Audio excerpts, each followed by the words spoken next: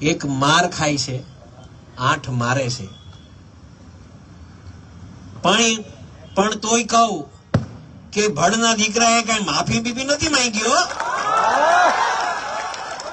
એ મર્દાનગીનું કામ છે. એક વાત સમજજો, મારવું અને માર ખાવું ને એ બે મર્દાનગીનું કામ છે. છેતરીને મારવાના પ્રયત્ન કર્યા, છેતરીને, અને વિડીયો બનાવીને એક દહેશત ઉભી કરવા માંગતા હતા. નહીં તો સ્વાભાવિક રીતે બને કેવું માર ખાવા વાળા હોય એના પરિવાર વાળા વિડીયો ઉતારી જાય. શું કામ? કે ભાઈ આ મારવા વાળો હતો. પણ આ લોકો તો પોતે મારે, પોતે વિડીયો બનાવે. એનું દુઃખ હતું મને મિત્રો, એ મને ખટકી ગયું હતું અહીંયા મગજમાં. મેં કીધું આવી દાદાગીરી સહન નહીં થાય. એ પછી કોઈ પણ હોય, એ પછી કોઈ પણ હોય, એવી દાદાગીરી નહીં. ને મિત્રો આવા તો કેટલાય નવનીતભાઈ પર કેટલાય અવારનવાર ક્યારેક બનતું હોય. પણ અમારા ધ્યાન ઉપર જયારે આ વાત આવી છે ને, ત્યારે કોઈ દિવસ અમારા સોલંકી પરિવારે પાછી પાની નથી ખાઈ. આ બહુ સ્પષ્ટ વાત છે, કોઈ બીજી વાત નથી.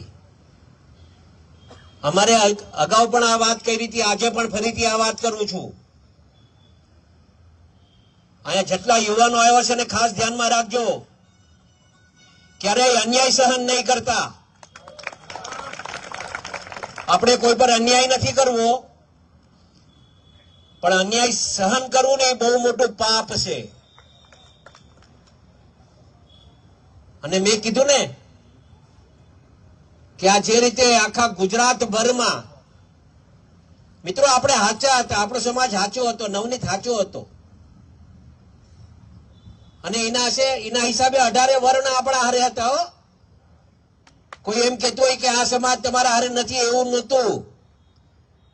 આપણે નામ નથી આપવા, પણ દરેકે દરેક સમાજને એવું લાગ્યું કે આ ખોટું થઈ રહ્યું છે.